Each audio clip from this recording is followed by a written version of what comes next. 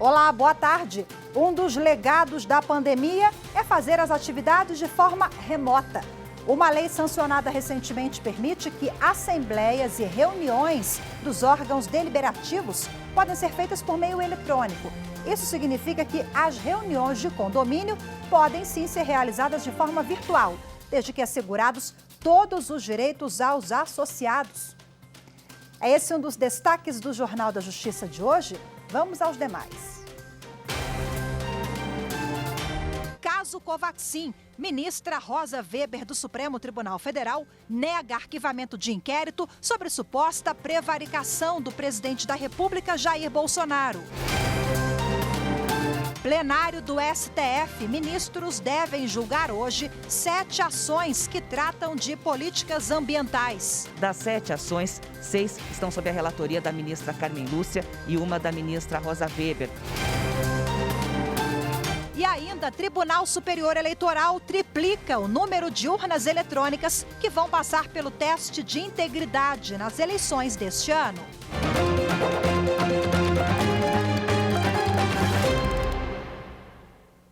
A ministra Rosa Weber do Supremo Tribunal Federal negou o pedido da Procuradoria-Geral da República para arquivar inquérito contra o presidente da República, Jair Bolsonaro, por suspeita de prevaricação no caso Covaxin.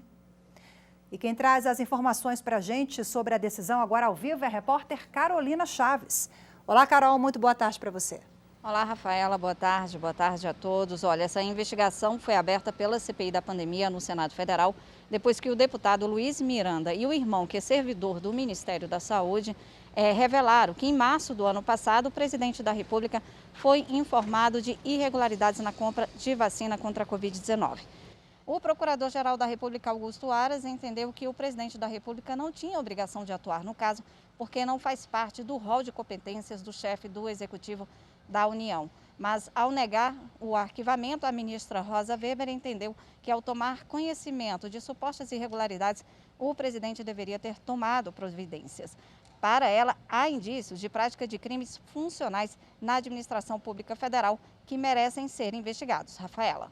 Ok, Carol, obrigada pelas suas informações. E o ministro Alexandre de Moraes, do Supremo Tribunal Federal, determinou que o deputado federal Daniel Silveira volte a usar tornozeleira eletrônica. O ministro justificou que o parlamentar tem violado medidas cautelares determinadas pelo STF. Na decisão, o ministro Alexandre de Moraes determinou que a Secretaria de Administração Penitenciária do Distrito Federal coloque a tornozeleira eletrônica em Daniel Silveira e autoriza que a medida ocorra, inclusive, nas dependências da Câmara dos Deputados. O Supremo Tribunal Federal deve ser comunicado imediatamente sobre o cumprimento da determinação. Na semana passada, o ministro Alexandre de Moraes já havia determinado o uso do equipamento pelo deputado federal. Moraes atendeu o pedido da Procuradoria-Geral da República. A PGR argumentou que Daniel Silveira estaria descumprindo acordos judiciais de não participar de eventos públicos e ter contato com outros investigados. Além disso, o deputado não poderia se ausentar de Petrópolis, no Rio de Janeiro, cidade em que mora, exceto para trabalhar em Brasília como parlamentar. Contudo, passados 3 dias desde a determinação, não houve notícias da Polícia Federal ou da Secretaria de Administração Penitenciária do Rio de Janeiro sobre o cumprimento das medidas, levando à adoção de providência que garanta a autoridade da decisão do Supremo Tribunal Federal. Daniel Silveira é réu no Supremo por 3 crimes: coação no curso do processo, incitação à animosidade entre as Forças Armadas e a Corte e tentativa de impedir o livre exercício dos poderes da União. O parlamentar foi preso em flagrante em fevereiro do ano passado, depois de divulgar vídeo com ofensas a ministros do STF e ao inquérito que investiga atos antidemocráticos. Em outra decisão, o ministro Alexandre de Moraes do Supremo afastou o presidente do PTB e determinou que a Polícia Federal ouça o ex-deputado Roberto Jefferson. Os detalhes da decisão com a consultora jurídica da TV Justiça, Gisele Reis.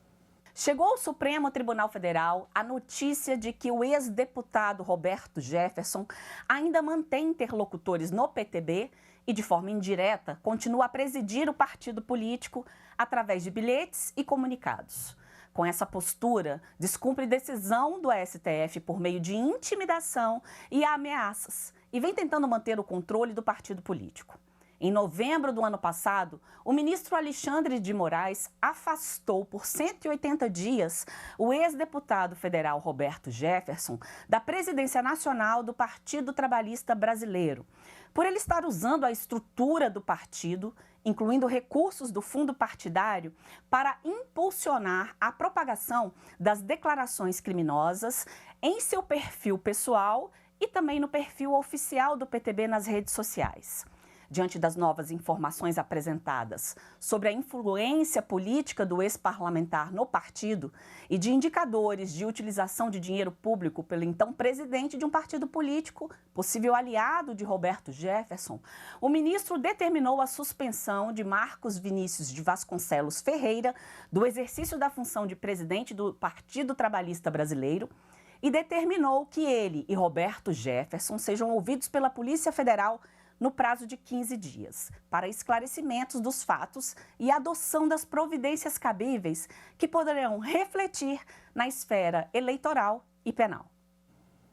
O Supremo Tribunal Federal começa a julgar hoje 7 ações que tratam de políticas ambientais que envolvem o governo federal. Um dos principais itens da pauta é a ação que pede retorno de programa responsável pela queda de 83% do desmatamento na Amazônia. O Plano de Ação para a Prevenção e Controle do Desmatamento na Amazônia Legal foi criado em 2004. O objetivo é preservar o bioma. Até 2012, o programa conseguiu reduzir em mais de 80% o desmatamento na Amazônia, mas depois foi paralisado. O PSB entrou com a ação e responsabiliza o governo federal pela ausência de ações. O partido também menciona casos de desrespeito a comunidades tradicionais. Essa é uma das 7 ações relacionadas ao meio ambiente que estão na pauta que o plenário do STF começa a analisar nesta quarta-feira. Os processos são de autoria de partidos políticos e da Procuradoria-Geral da República. Das 7 ações, 6 estão sob a relatoria da ministra Carmen Lúcia e uma da ministra Rosa Weber. A Agenda Verde, como foi chamada pelo Supremo Tribunal Federal, foi definida para atender ao Ato pela Terra, movimento liderado por artistas como Caetano Veloso, Daniela Mercury e Nando Reis, que pediram ao Judiciário e ao Legislativo medidas para defender o meio ambiente. A pedido da ministra Carmen Lúcia, as ações serão julgadas em 2 lotes diferentes. O primeiro conjunto envolve 5 ações que têm conexão processual e exigem uma análise conjunta. As 2 outras ações também têm conexão entre si. A análise deve levar pelo menos 4 sessões. Veja a seguir no próximo bloco os detalhes sobre a lei que trata das reuniões virtuais de condomínios. As informações em instantes. A TV Justiça nos mostra o sistema judicial por dentro. Ela nos ensina como funciona o sistema judicial e isso é muito bom para a sociedade. Conhecer as suas instituições, conhecer o funcionamento das suas instituições. E ela também nos oportuniza assistirmos às sessões, por exemplo, do Supremo Tribunal Federal, com toda a sua complexidade, com todos os seus embates teóricos, doutrinários, políticos, ideológicos, que, enfim, compõem a nossa Suprema Corte, compõem a dinâmica da nossa Suprema Corte.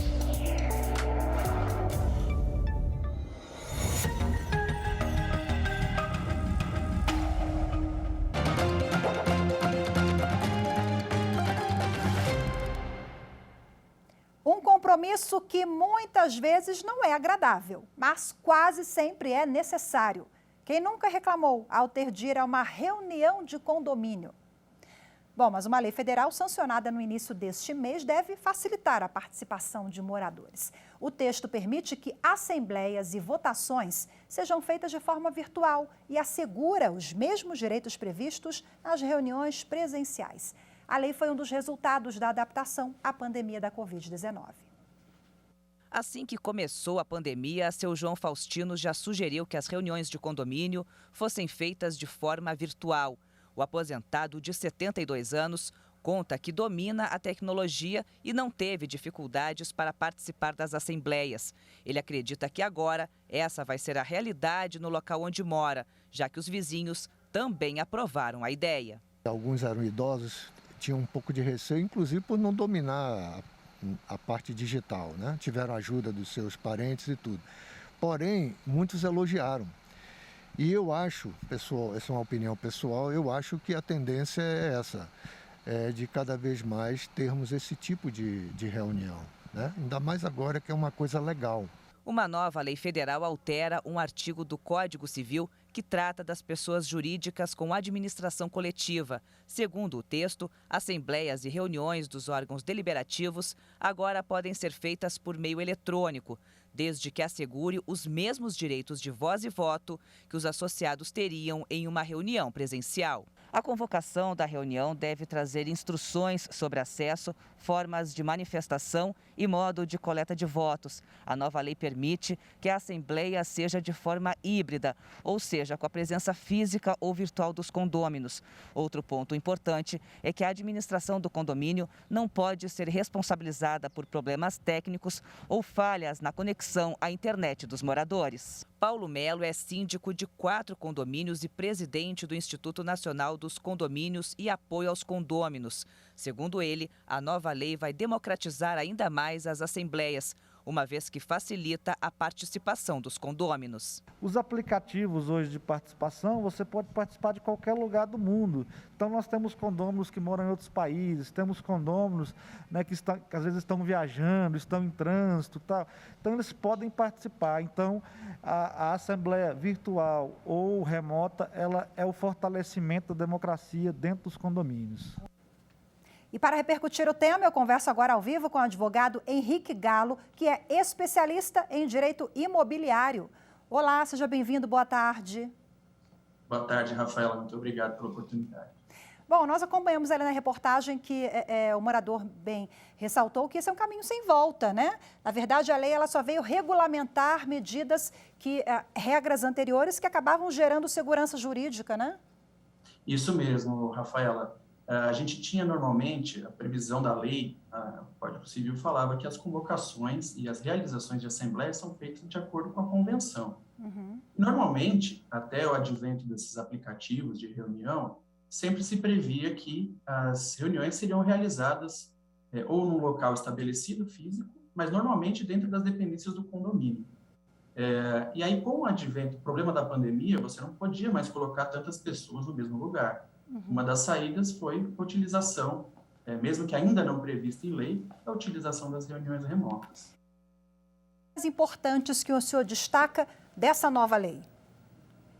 Olha, um ponto bastante interessante, que isso, uma das coisas que foi falada até na matéria, aumenta muito a participação dos condôminos, né? A gente tem, pelo Código Civil, alguns quórums muito específicos para condomínio, né? 2/3, unanimidade.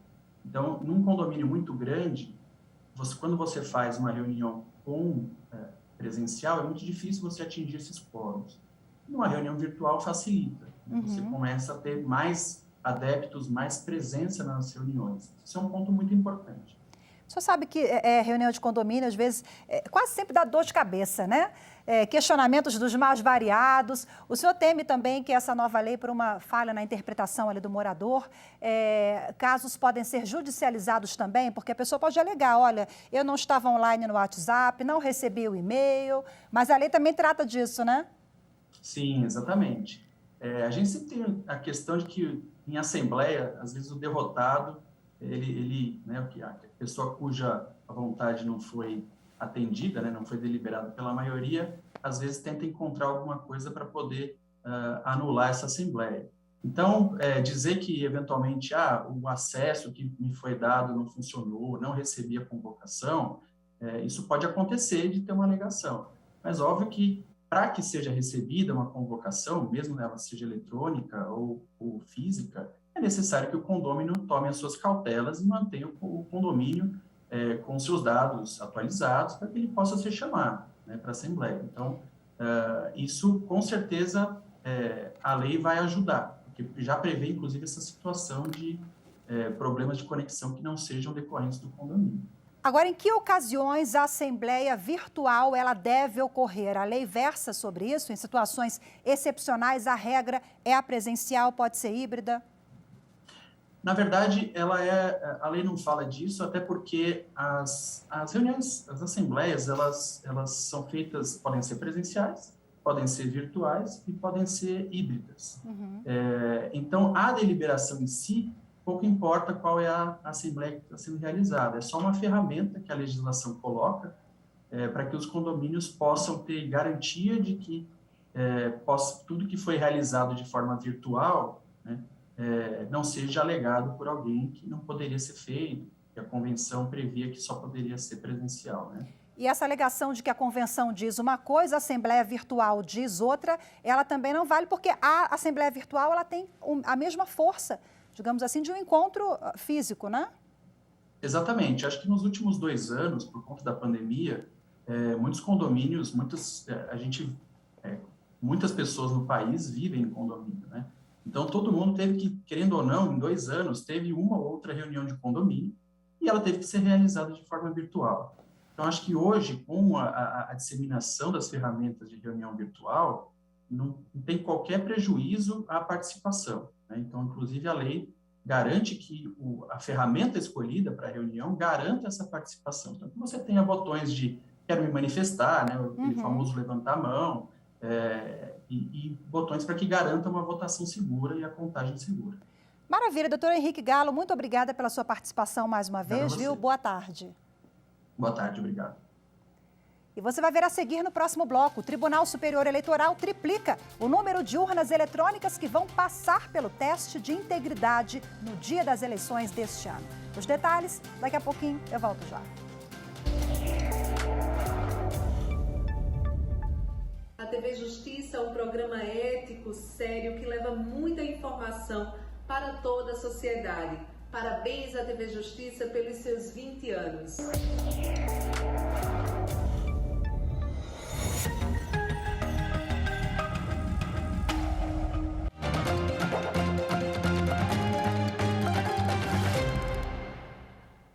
O Tribunal de Justiça do Rio de Janeiro marcou para o dia 9 de maio o júri popular da deputada federal cassada Flor Delis dos Santos de Souza. A ex-parlamentar presa desde agosto do ano passado responde com mais 8 acusados pela morte do marido, o pastor Anderson do Carmo, assassinado a tiros em junho de 2019. Ela é acusada de ser a mandante e mentora do assassinato de Anderson. A decisão é da juíza Neares dos Santos Carvalho Arce, da 3ª Vara Criminal de Niterói. A juíza dividiu o julgamento em 2 sessões. Uma no dia 9 de maio para Flor Delis e mais 3 réus. E outra no dia 12 de abril com o julgamento de outros 5 acusados. O Tribunal Superior Eleitoral triplicou o número de urnas eletrônicas que vão passar pelo teste de integridade no dia das eleições 2022. Bom, o teste é uma eleição simulada e totalmente gravada, onde votos anotados em cédulas de papel são digitados em urnas eletrônicas. Ao fim, os resultados são comparados e é possível garantir a segurança das urnas. O anúncio foi feito na sessão desta terça-feira pelo presidente do TSE, ministro Edson Fachin. A alteração aqui proposta aumenta a quantidade de sessões que serão submetidas ao teste de integridade das urnas eletrônicas, alargando consecutivamente o alcance, a visibilidade e a transparência de todo o processo eleitoral, indo ao encontro de múltiplas metodologias que atestam a integridade do sistema eletrônico de votação. A 6ª turma do Superior Tribunal de Justiça absolveu um réu identificado apenas por foto. A lei proíbe condenações baseadas exclusivamente nesse tipo de prova. A decisão ratificou a liminar deferida anteriormente, que concedeu habeas corpus para absolver um homem condenado por roubo e corrupção de menores, com base apenas em reconhecimento fotográfico, realizado em desconformidade com a legislação. O relator, ministro Rogério Schietti Cruz, afirmou que mesmo quando realizada de acordo com o modelo descrito no Código de Processo Penal, o reconhecimento pessoal, embora válido, não pode induzir por si só a certeza da autoria delitiva, exigindo provas adicionais. O ministro acrescentou que se o reconhecimento for feito em desacordo com a lei, será invalidado e não poderá lastrear juízo de certeza da autoria do crime, mesmo que de forma suplementar, nem servir de base para a decretação de prisão preventiva, o recebimento de denúncia ou a pronúncia do réu. No habeas corpus, a Defensoria Pública do Rio de Janeiro alegou a invalidade da condenação do suspeito por ter se baseado exclusivamente no reconhecimento fotográfico feito pela vítima de um roubo, sem respeito às formalidades do CPP e sem respaldo em outras provas. Ao analisar o caso no STJ, o ministro relator Rogério Schietti Cruz considerou que os autos mostram que o réu foi condenado exclusivamente com base no reconhecimento fotográfico feito pela vítima. Não houve apreensão de bens, confissão, relatos indiretos nem outra prova que autorizasse o juízo condenatório. Ao conceder o habeas corpus, o ministro ressaltou ainda que a autoridade policial comprometeu o reconhecimento ao induzir a vítima, apresentando uma foto do suspeito e do suposto comparsa, de modo a reforçar a crença de que teriam sido eles os autores do roubo. Segundo o ministro, estudos científicos apontam que o risco de falso reconhecimento aumenta com essa prática. Um seminário promovido pelo Superior Tribunal Militar discute a atual crise geopolítica provocada pela guerra na Ucrânia. O evento marca também a inauguração das novas instalações da Escola Nacional de Formação e Aperfeiçoamento de Magistrados da Justiça Militar da União. A escola foi criada pelo Superior Tribunal Militar em 2015 e é dedicada ao aprimoramento e à valorização dessa justiça especializada. A inauguração das novas instalações da Enajum, presidida pelo ministro-presidente do STM, Luiz Carlos Gomes Matos, foi marcada pelo hasteamento da bandeira nacional pelas mãos do próprio ministro da Defesa, Walter Souza Braga Neto. E contou com a presença do diretor da Enajum, o ministro Francisco Joseli Parente Camelo, dos ministros do STM e de outras autoridades do Poder Executivo e Judiciário. Após a cerimônia, ocorreu a abertura do segundo seminário Brasil em Transformação, com palestra proferida pelo vice-presidente da República, Hamilton Mourão, que falou sobre a importância do evento para a discussão de temas que envolvam o Brasil. Eu acho que no momento que nós estamos vivendo na história do mundo, emergindo uma pandemia, com um conflito no leste europeu que ninguém imaginava que ocorresse, com problemas na economia mundial, é importantíssimo que se discuta esse momento, as consequências que ele traz para o nosso país e que, óbvio, vai levar a uma transformação. E sempre que a gente busca uma transformação para melhor. O STM e a Escola Nacional de Magistratura, aqui da Magistratura Militar da União, foram extremamente felizes na escolha do tema desse seminário.